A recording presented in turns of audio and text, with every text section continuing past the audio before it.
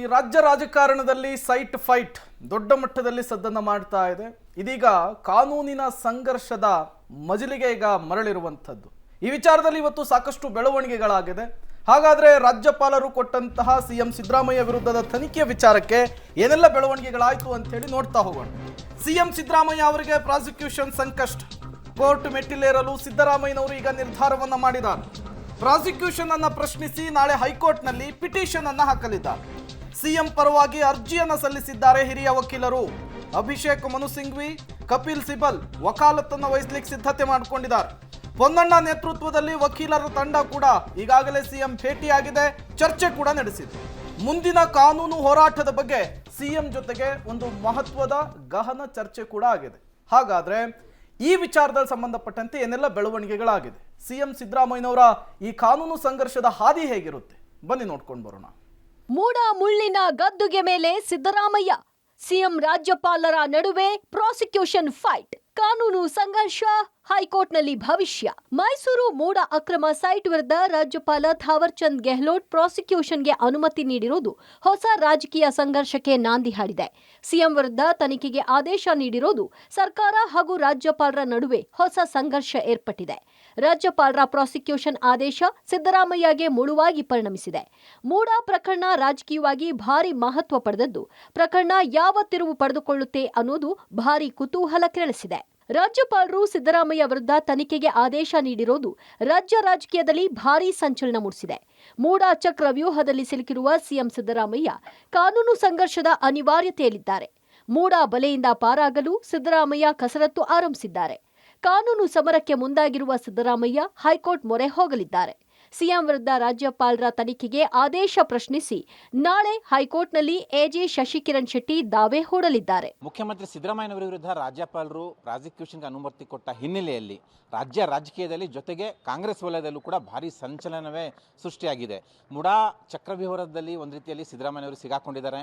ಮುಡಾ ಬಲೆಯಿಂದ ಆಚೆ ಬರಬೇಕು ಅನ್ನುವಂಥ ಕಸರತ್ತನ್ನು ಕೂಡ ಆರಂಭ ಮಾಡಿದ್ದಾರೆ. ಆ ಹಿನ್ನೆಲೆಯಲ್ಲಿ ಕಾನೂನು ಸಮರಕ್ಕೆ ಸಿದ್ದರಾಮಯ್ಯನವರು ಮುಂದಾಗಿದ್ದಾರೆ. ನಾಳೆ ಹೈಕೋರ್ಟ್ನಲ್ಲಿ ರಾಜ್ಯಪಾಲರ ಪ್ರಾಸಿಕ್ಯೂಷನ್ ವಿರುದ್ಧ ದಾವೆಯನ್ನು ಸಿದ್ದರಾಮಯ್ಯನವರು ಹೂಡ್ತಾ ಇದ್ದಾರೆ. ಇದಕ್ಕಾಗಿಯೇ ದೆಹಲಿಯಿಂದ ಅಭಿಷೇಕ್ ಮನು ಸಿಂಘ್ವಿ ಅವರು, ಕಪಿಲ್ ಸಿಬಲ್ ಅವರು ಕೂಡ ಬರ್ತಾ ಇದ್ದಾರೆ.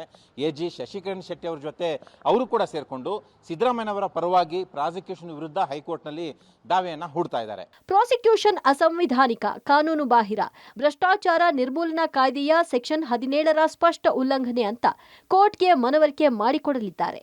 ರಾಜ್ಯಪಾಲರು ಯಾವ ಸೆಕ್ಷನ್ ಅಡಿ ಪ್ರಾಸಿಕ್ಯೂಷನ್ಗೆ ಅನುಮತಿ ಕೊಟ್ಟಿದ್ದಾರೋ ಅದೇ ಉಲ್ಲಂಘನೆ ಆಗಿದೆ ಅಂತ ಕೋರ್ಟ್ಗೆ ಸ್ಪಷ್ಟಪಡಿಸುವ ಸಾಧ್ಯತೆ ಇದೆ. ಈ ಸೆಕ್ಷನ್ ಅಡಿ ಪೊಲೀಸ್ ಅಧಿಕಾರಿ ಪ್ರಾಸಿಕ್ಯೂಷನ್ಗೆ ಕೇಳಿದ್ರೆ ಮಾತ್ರ ಅನುಮತಿಸಬೇಕು ಅಂತ ಇದೆ. ಆದರೆ ಖಾಸಗಿ ದೂರಿನ ಮೇಲೆ ಪ್ರಾಸಿಕ್ಯೂಷನ್ಗೆ ಅನುಮತಿಸಿರೋದು ಕಾನೂನು ಬಾಹಿರ ಅನ್ನೋದು ಸಿಎಂ ಪರ ವಕೀಲರು ವಾದ ಮಂಡಿಸ್ತಾ ಇದ್ದಾರೆ. ಅಂದಹಾಗೆ ಅಭಿಷೇಕ್ ಮನು ಸಿಂಘ್ವಿ, ಕಪಿಲ್ ಸಿಬಲ್ ಸಿಎಂ ಹಾಗೂ ಸರ್ಕಾರದ ಪರ ವಕಾಲತ್ತು ಮಾಡಲಿದ್ದಾರೆ. ಬರ್ತಾರೆ ನಮ್ಮ ಅಭಿಷೇಕ್ ಸಿಂಘ್ವಿ, ಕಪಿಲ್ ಸಿಬ್ಬಲ್ಲು ಅವ್ರನ್ನೆಲ್ಲ ನಮ್ಮ ಪಕ್ಷದ ಅಡ್ವೊಕೇಟ್ಗಳು ಕೂಡ ಅವರು. ಹಾಗಾಗಿ ಬರ್ತಾರೆ. If need B senior councils ಅಗತ್ಯ ಇದ್ದರೆ ಅದು ಅವರು ಬರ್ತಾರೆ. ಇಲ್ಲ ಬೇಡ ಅವ್ರು ಬೇಡ ಇನ್ಯಾರನ್ನೋ ತೊಗೋಬೇಕಂದ್ರೆ ಅವ್ರನ್ನೂ ಕೂಡ ನಾವು ಹೈರ್ ಮಾಡ್ತೇವೆ, ಸೀನಿಯರ್ ಕೌನ್ಸಿಲ್ಸ್ ಬೇಕು ಅಂತಂದರೆ. ಮೂಡ ಕೇಸ್ನಲ್ಲಿ ಸಿಎಂಗೆ ಮತ್ತೊಂದು ಶಾಕ್. ಸಿಎಂಗೂ ಮೊದಲೇ ಹೈಕೋರ್ಟ್ಗೆ ಕೆವಿಯಟ್. ಎಸ್, ರಾಜ್ಯಪಾಲರು ಪ್ರಾಸಿಕ್ಯೂಷನ್ಗೆ ಅನುಮತಿ ಬೆನ್ನಲ್ಲೇ ಸಿಎಂಗೆ ಮತ್ತೊಂದು ಶಾಕ್ ಎದುರಾಗಿದೆ. ಪ್ರಾಸಿಕ್ಯೂಷನ್ ಅನುಮತಿ ರದ್ದುಪಡಿಸಬೇಕು ಅಂತ ಕೋರಿ ಹೈಕೋರ್ಟ್ ಮೆಟ್ಟಿಲೇರುವ ಮುನ್ನವೇ ಕೆವಿಯಟ್ ಅರ್ಜಿಯನ್ನ ಸಲ್ಲಿಕೆಯಾಗಿದೆ. ಮೂವರು ದೂರುದಾರರ ಪೈಕಿ ಒಬ್ಬರಾದ ಪ್ರದೀಪ್ ಕುಮಾರ್ ಕೆವಿಯಟ್ ಅರ್ಜಿಯನ್ನ ಸಲ್ಲಿಸಿದ್ದಾರೆ. ನಮ್ಮ ವಾದ ಆಲಿಸದೆ ಯಾವುದೇ ಆದೇಶ ಮಾಡಬಾರದು ಅಂತ ಅರ್ಜಿಯಲ್ಲಿ ಮನವಿ ಮಾಡಿದ್ದಾರೆ. ರಾಜ್ಯಪಾಲರಿಂದ ಹಿಂಬರಹ ಪಡೆದಿರೋ ಮೂವರು ದೂರುದಾರರು ಈವರೆಗೂ ಲೋಕಾಯುಕ್ತ ಮೊರೆ ಹೋಗಿಲ್ಲ. ಹೀಗಾಗಿ ಪಿಸಿ ಆಕ್ಟ್ನಲ್ಲಿ ಲೋಕಾಯುಕ್ತ ಪೊಲೀಸರು ಇನ್ನೂ ವಿಚಾರಣೆ ಕೈಗೆತ್ತಿಕೊಂಡಿಲ್ಲ. ಈ ಮಧ್ಯೆ 21ನೇ ತಾರೀಕು ಕೋರ್ಟ್ನಿಂದ ಸ್ನೇಹಮಯಿ ಕೃಷ್ಣ ಸಲ್ಲಿಸಿದ್ದ ಖಾಸಗಿ ದೂರಿನ ಆದೇಶ ಹೊರಬೀಳಲಿದೆ. ಹೀಗಾಗಿ ಉಚ್ಚ ನ್ಯಾಯಾಲಯದಲ್ಲಿ ಮುಖ್ಯಮಂತ್ರಿ ಸಿದ್ದರಾಮಯ್ಯನವರ ಭವಿಷ್ಯ ಏನಾಗುತ್ತೆ ಅನ್ನೋದು ಭಾರಿ ಕುತೂಹಲ ಕೆರಳಿಸಿದೆ. ಇನ್ನು ಕೋರ್ಟ್ ಮುಂದೆ ಇರುವ ಆಯ್ಕೆಗಳೇನು ಅಂತ ನೋಡೋದಾದ್ರೆ, ಕೋರ್ಟ್ ಮುಂದೆ 2 ಆಯ್ಕೆಗಳು. ಆಯ್ಕೆ 1, ನೇರವಾಗಿ ಸಿಎಂ ಮೇಲೆ ಕಾಗ್ನಿಜೆನ್ಸ್ ತೆಗೆದುಕೊಳ್ಳಬಹುದು. ಕಾಗ್ನಿಜೆನ್ಸ್ ತೆಗೆದುಕೊಂಡ್ರೆ ಸಿಎಂಗೆ ನೋಟಿಸ್ ಜಾರಿಯಾಗಲಿದೆ. ದೂರುದಾರರಿಗೆ ದಾಖಲಾತಿ ನೀಡುವಂತೆ ಆದೇಶ ನೀಡುತ್ತದೆ. ಬಳಿಕ ಟ್ರಯಲ್ ರೀತಿಯಲ್ಲಿ ವಾದ ಪ್ರತಿವಾದ ನಡೆಯಲಿದೆ.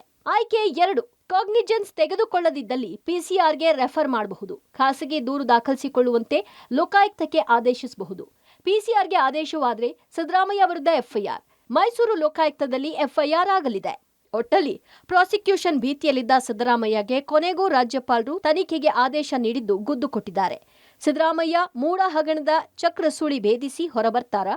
ಹೈಕೋರ್ಟ್ನಲ್ಲಿ ಸಿದ್ದು ಭವಿಷ್ಯ ಏನಾಗುತ್ತೆ ಅನ್ನೋದು ಕದನ ಕುತೂಹಲ ಮೂಡಿಸಿದೆ. Political bureau, public TV.